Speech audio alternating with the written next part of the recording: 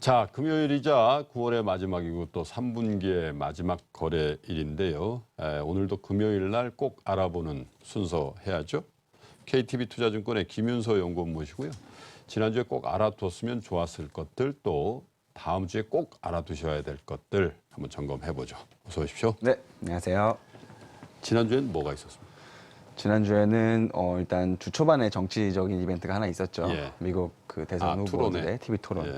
사실 뭐 시장 프라이싱 자체가 일단은 힐러리가 좀 우세할 것이다라고 프라이싱 돼 있었는데 예. 그래도 뭐 토론 결과에 대해서 예측할 수가 없는 부분이기 때문에 시장에서는 조금 이제 불확실성을 선반영했던 측면이 있었습니다. 네. 근데 다행스럽게도 이제 토론 결과는 일단은 1차 토론은 힐러리가 훨씬 우세한 그런 네. 결과가 나왔고 예. 거기에 따른 어떤 안도가 이제 다시 안도감이 형성이 되면서 시장이 이제 반등을 했죠. 정치적인 이벤트가 그렇게 소멸이 됐고 두 번째는 이제 오펙 그 석유 장관들 회의가 알제리에서 있었죠. 이 부분도 사실은 서프라이즈였습니다. 예상 못 하셨죠? 네, 뭐 네. 저뿐만이 아니라 뭐 그 전문가들 대부분이 뭐 생산량 동결에도 조금 이제 의구심을 그러니까요. 품고 있던 상황이었는데 여기서 이제 감산 결정. 사우디가 상황이 생각보다 좀 어렵다는 거겠죠. 네. 그래서 네. 사우디 주도를 해서 이제 그 오펙 국가들이 어쨌든 8년 만에 그러니까요. 산유량을 감산하는 결정을 했습니다. 물론 이제 구체적으로 어느 나라가 얼만큼 줄일 것이냐에 대한 합의가 남아있는 상황이고 그렇죠.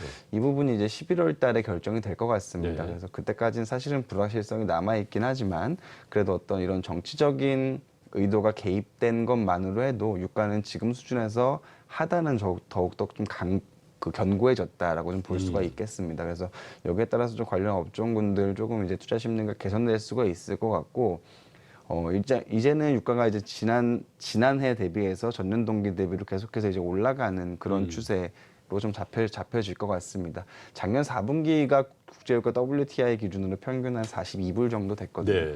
지금 근데 이제 46불, 뭐 평균 46불 정도 4분기에 더 레벨이 올라갈 수밖에 없겠죠. 그래서 네. 그렇다고 보면 국내 기업 실적, 특히 뭐 석유 화학 업종이라든지 뭐 정유 업종, 그다음에 뭐 건설 업종까지 4분기 실적 추정치가 좀 올라갈 수 있는 그런 그림이 나오지 않을까라고 좀 생각을 하고 있습니다. 근데 유가가 예를 들면 뭐 그 50불대 이상으로 올라가서 뭐 50불에서 60불 혹은 그 이상으로 갈는지 모르겠습니다. 만약에 간다면 뭐 이 위험 자산에 대한 선호 뭐 이런 것들이 좀 이완되면서 국제금융 시장이 좀 좋을 거라는 기대도 있는 반면에 또 한 면은 이런 게 있지 않나요? 물론 이제 미국의 물가라는 게 뭐 이 에너지 비용이라든지 뭐 이런 것들은 좀 빼고 보는 성향이 있지만 전체 인플레이션에 또 유가가 주는 영향이 적지 않게 있지 않겠습니까? 그러면 좀 전에 말씀하셨듯이 전년 동기 대비해서 유가가 플러스 나는 국면이 된다면 당장 우리나라만 하더라도요. 지금 뭐 물가가 거의 안 오르고 있는 상황인데 그게 다 기름값 때문에 그렇다는 거 아니에요? 석유 네, 값 맞습니다. 때문에. 그런 것들이 그 플러스로 작용하게 되면 뭐 미국을 포함해서 각국의 인플레이션이 조금 더 높은 쪽으로 갈 수도 있겠다. 그러면 곧 금리 인상에도 영향을 주지 않겠나 그런 생각도 좀 드는데. 네, 맞습니다. 사실 그래서 유가가 오르는 어떤 이 과정에서 이제 예. 좋은 점도 있고 나쁜 점도 있고 과연 좋은 점의 효과가 더 클 것인지 나쁜 점의 효과가 더 클 것인지는 사실 유가가 얼마나 그리고 어느 속도로 오르냐에 따라서 좀 네. 달라지겠죠. 근데 만약에 유가가 조금 이제 가파른 속도로 올라가게 된다면 말씀해 주신 대로 이제 전 세계 인플레이션에 영향을 미치게 됩니다. 네. 사실 지금 미국 장기 금리가 굉장히 낮아져 있는 여러 가지 이유가 있겠지만 물론 이제 저성장 전망이 기본적으로 금리를 억누르고 있는 상황이긴 하지만 여기 어떤 국제 유가도 사실은 인플레이션 압력을 굉장히 낮추는 데 일조를 그렇죠. 했던 게 사실이거든요. 이 부분이 조금 이제 올라오게 된다면 자연스럽게 글로벌 중앙은행의 인플레이션 전망도 높아질 수밖에 없겠죠. 근데 과연 그 속도가 얼마나 될 것인지가 사실 관건인 것 같고요. 일단 유가가 올라오면 그동안의 저유가로부터 고통을 받던 미국 셰일 오일 업체들이라든지 뭐 사우디를 비롯한 그 산유국들의 재정 네. 환경이 좋아지게 됩니다. 그래서 여기서부터 발생하게 되는 어떤 긍정적인 효과가 어떤 인플레이션 발생에 따른 어떤 연준의 긴축 그리고 거기서부터 파생되는 부정적인 효과를 네. 얼마나 상쇄해 줄 수가 있을지가 사실 핵심인 것 같고요. 그거는 사실 지금 좀 판단하기가 어렵습니다. 앞서 말씀드린 대로 구체적인 감산에 대한 합의는 11월 달에 이루어지기 때문에 네. 그때까지는 조금 이제 시간을 갖고 뭐 지켜봐야 될 필요가 있겠죠. 감산의 합의가 나라별로 얼만큼 감산할지에 대한 합의 자체가 앞으로도 한 2달 가까이 시간이 있기 때문에 변수는 많죠. 네, 그래서 예. 좀 섣불리 예측하기 좀 어려운 것 그래서 같습니다. 국제유가 반등에 환호하면서 일방적으로 위험 자산을 늘리는 것도 좀 경계해야 될 사안이다 이렇게 보여주시는 거군요. 네. 자, 다음 주 점검해 볼게요. 이제 어닝 시즌이기 때문에 매크로 이벤트 중에서는 이제 중국 제조업 지표가 하나 남아 있고요. 이게 다음 주는 아니고 이제 오늘이랑 내일 발표되는 제조업 PMI 지표가 있고, 그다음에 이제 어닝 시즌으로 좀 시장에 그 이목이 집중이 될 것 같습니다. 어닝 시즌 먼저 말씀을 드리면 다음 주부터 이제 삼성전자 3분기 잠정 잠정 실적이 실적이 나오죠. 발표가 됩니다. 아직 구체적인 날짜는 정해지지 않았지만 통상적으로 이제 다음 주 주중에 이제 발표될 가능성이 높다라고 보고 있고, 사실 이 부분도 전망하기가 굉장히 어렵습니다. 과연 이번 그 노트 7의 리콜 조치가 3분기 실적에 얼마나 이제 나쁜 영향을 미쳤는지, 일단 이 부분에 대한 추정이 굉장히 어렵기 때문에 애널리스트들의 추정치도 아직까지는 그냥 하향 조정되지 않고 유지되고 있는 상황입니다. 네. 그래서 과연 컨센서스에 얼마나 부합하는지, 혹은 컨센서스보다 얼마나 많이 못 나오는지, 이 결과가 사실은 다음 주 시장의 어떤 방향성을 좌지우지할 가능성이 높습니다. 근데 나와봐야 알겠죠. 그래서 지금 시점에서는 조금 전망하기가 어려운 부분이고요. 다만 주가 움직임을 보면 일단은 최근에 어떤 노이즈들은 일단락되는 그런 분위기. 삼성전자 주가만 놓고 보면 일단은 좀 바닥을 잡고 다시 상승을 하고 있는 그런 어제는 분위기인 왜 것 같습니다. 크게 올랐습니까? 기본적으로 어제는 이제 외국인들이 그 시장 전체적으로 살면서 삼성전자를 저가 매수했던 부분이 조금 있었고요. 그다음 삼성전자 실적이 사실은 뭐 물론 모바일 부분이 큰 비중을 차지하긴 하지만 또 반도체 부분 네. 쪽이 사실 업황이 지금 좋습니다. 그렇기 때문에 그런 걸 감안하면 지금 주가는 어떤 최근에 노트 네. 7의 어떤 노이즈로 발생한 조정은 충분히 반영이 됐다라고 보고 있는 것 같고요. 다음 주에 이제 실적이 인라인하게 나와준다면 어떤 이런 최근의 노이즈에 대한 우려보다는 네. 좀 더 3분기 실적 개선에 좀 더 초점이 맞춰지면서 주가가 위쪽으로 움직일 가능성이 높다라고 보고 있습니다. 그래서 전자 같은 경우에는 일단은 좀 고비는 넘어간 것 같고, 이제 지금 시점에서 추가적인 주가의 방향성은 다음 주 실적. 발표되는 잠정 실적이 좌지우지를 하지 않을까라고 보고 있습니다. 근데 삼성전자 실적이 좋게 나왔다고 전제를 하죠. 예상보다 좋게 나와서 뭐 별 영향도 없었고 갤럭시 노트 7 별 영향도 없었고, 지금 말씀하신 것처럼 그걸로 인한 주가의 노이즈도 다 정리가 됐다. 그래서 추세적인 상승을 다시 이어간다고 전제를 하죠. 다음 주부터. 네. 그랬을 때 우리 증시에는 어떤 영향을 주나요? 좋아요? 안 좋아요? 좋을 것 같습니다. 일단 3분기 실적 시즌만 놓고 보면 삼성전자를 제외하더라도 여타 다른 업종들의 실적 추정치도 추세적으로 계속해서 올라오고 있는 상황입니다. 이런 업종들은 이제 산업재 쪽이랑 금융, 유틸리티 이 세 가지 업종군이 지난주에서 이번 주에도 계속해서 실적 추정치가 상향 조정되고 있거든요. 네. 그렇기 때문에 만약에 삼성전자만 좋고 다른 업종군들의 실적이 안 좋다면 아하. 시장의 수급이 삼성전자로 집중이 되면서 그러니까요. 투자자 여러분들은 지수가 올라가도 체감하는 시장을 굉장히 안 좋게 제가 체감하실 제일 수가 걱정하는 게 있거든요. 그겁니다. 근데 다행스럽게 이번 3분기 실적까지는 전자를 제외하고 놓고 보더라도 다른 업종군들의 실적이 비교적 탄탄한 편입니다. 그렇기 때문에 삼성전자도 좋고 다른 업종군들도 실적 추정치가 올라오고 있는 업종이나 네. 종목군들도 긍정적일 가능성이 높다라고 보고 있어서 이번 어닝 시즌에는 조금 체감하시기에는 좀 더 시장이 좋게 체감하시지 않을까라고 생각하고 있습니다.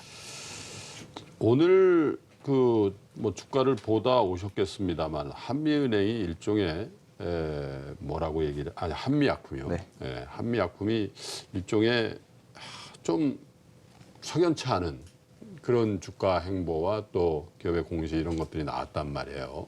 하필 왜 그렇게 순서가 정해졌을까? 호재가 나온 다음에 대형 악재가 연달아서 나오는. 거꾸로였으면 어땠을까? 뭐 이런 생각도 좀 해보고 되는데, 이게 전반적으로 우리 제약 바이오 헬스케어 쪽에 미치는 영향이 없지 않을 것 같아요. 왜냐하면 워낙 대장주의 어떤 그 변동성이 커져버려가지고요. 어떻게 보세요? 그렇죠. 한미약품이 어떤 상징적인 제약업종을 대표하는 그러니까요. 대장적인 의미가 있기 때문에 오늘 이제 제약업종 전반의 투자 심리가 굉장히 안 좋습니다. 그리고 사실은 이 기술 수출이라는 게 원래 이제 처음 이게 한 번에 다 기술료가 반영이 되는 게 그렇죠. 아니라고 마일스톤으로 계속해서 계속 들어오죠. 예. 근데 이제 이런 경우도 사실은 있는데 워낙 이제 그동안 이런 경우가 없었기 때문에 음. 투자자 여러분들께서는 항상 이제 위쪽으로만 이런 어떤 기술 수출 이슈에 대해서 위쪽으로만 계속해서 주가에 좀 프리미엄을 반영했는데 이제 상징적으로 이런 이슈가 처음 나왔죠. 그래서 지금은 조금 일단 그런 상징적인 부분 때문에 주가가 더 추가적으로 하락을 하고 있는 것 같고요. 예. 사실 금액으로만 놓고 보면은 어제 공시했던 그 신규 수출했던 금액이랑 그다음에 이번에 이제 반환되는 금액이랑 사실은 금액상 큰 차이는 없습니다. 근데 그럼에도 불구하고 주가가 좀 이렇게 반영하는 거는 일단은 좀 어떤 상징적인 의미 그리고 좀 과매도적인 상황이 있는 것 같고 여기에 대한 이제 분석의 시간이 필요하겠죠. 그래서 이런 분석의 시간이 거치고 나면 다음 주에 조금 이제 이 한미약품을 포함한 제약 업종군들의 주가가 좀 재평가될 수 있다라고 보고 있습니다. 그리고 이제 이 이슈를 제외하면은 전반적인 제약 바이오 업종들의 실적 추정치도 좀 올라오고 있는 그런 추세였습니다. 네, 그 정도의 실적 추정치의 개선보다도 한미약품의 어떤 저런 주가의 큰 변동성 그리고 이게 신약 개발에 대한 기대감이 없다면 과연 그 상당히 좋은 주가 흐름을 보였던 우리 제약이나 바이오 업체들의 지금 현재 밸류에이션이 정당화될 수 있는가에 대해서 근본적인 회의를 할 수도 있지 않겠습니까? 그렇죠. 오늘 주가가 반영하는 게 말씀해주신 그런 근본적인 부분에 대한 의구심인 네. 거고요.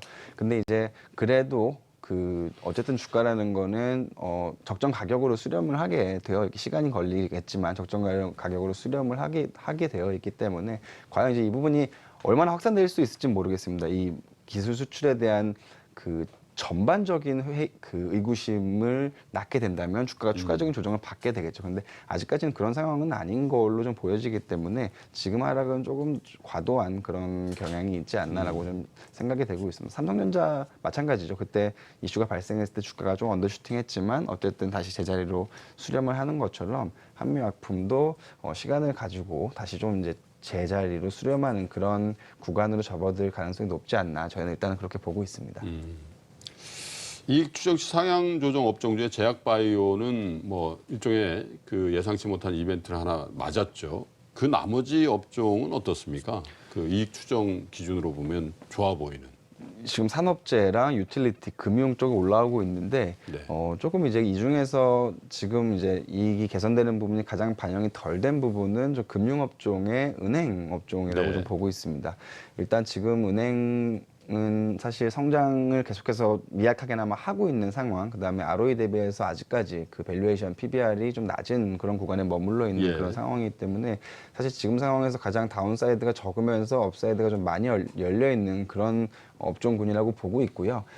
12월에 어쨌든 미국 금리 인상 앞두고 있죠. 그런 상황에서는 사실상 지금 상황에서 이제 더 이상 그 NIM이 훼손될 룸이 많지는 않습니다. 그리고 한국은행의 기준금리 레벨 자체도 지금은 굉장히 낮은 상황. 그래서 네. 여기서부터는 기준금리가 더 내려간다 하더라도 은행의 손실이 과거에 한국은행이 기준금리를 25bp 내렸을 때만큼 똑같이 크지는 않습니다. 예. 어쨌든 그 대출 이자 마진이 줄어드는 데 한계가 있기 때문에 그런 걸 감안했을 때는 은행은 지금 상황에서는 조금 들어가기 편한 그런 시점이라고 생각을 하고 있고요.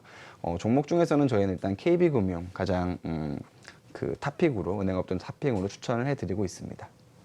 그 KB금융이 이제 비은행권에 대한 적극적인 투자가 지금 일어나고 있는 거죠. 네, 현대증권을 매수를 하면서 인수했고 뭐 네. 여러 가지 이제 사실 비은행이 좀 다른 은행 금융지주에 비해서 좀 약했다라는 평이 있었는데 현대증권을 인수하면서 그 부분을 상당히 보완하고 그게 KB금융의 어떤 향후 경쟁력이라는 측면에서 굉장히 도움이 된다고 평가를 하시는 거군요. 그렇죠. 예, 저희 은행 섹터 쪽에서는 이제 그런 의견인 거고요. 사실 이제 ROE가 올라가면서 멀티플은 그대로 있기 때문에 현대증권은 인수하면서 ROE는 올라가는데 멀티플은 그대로 있기 때문에 네. 이 늘어난 ROE만큼 이제 PBR 멀티플이 조금 더 할증돼야 된다라는 의견이고요. 그런 관점에서 이제 KB금융을 가장 선호하고 있습니다. 그렇군요. 산업재 쪽에서는 뭐 그 우리 철강 쪽에 우리가 계속 고민스러운 얘기들이 많이 들려오잖아요. 미국 쪽에서 보호무역 장벽이다 또 관세다 이런 것들인데 포스코 대표적인 기업인데요. 철강 산업에 대해서도 코멘트를 잠깐만 해주시고 관심들이 많으시더라고요. 대표적인 과잉 설비 산업이고요. 아직까지는 그 과잉 설비에 대한 구조 조정이 끝나지 않았습니다. 그래서 포스코는 저희는 3분기 실적은 조금 예상보다 못 미칠 가능성이 높다라고 보고 있기 때문에 아직까지는 포스코에 대한 접근은 조금 보수적으로 대응을 하셨으면 좋겠고요. 오히려 이제 소재 쪽에서는 포스코보다는 저기 화학 쪽에서 롯데케미칼을 단기 트레이딩 관점으로 추천해 드리고 있습니다. 전방 산업 자체가 이제 마찬가지로 중국 수요 둔화되면서 안 좋긴 한데 최근에 이제 중국의 어떤 설비 가동률이라든지 제조업 선행 지표들이 동반 개선되고 있는 흐름을 나타내고 있습니다.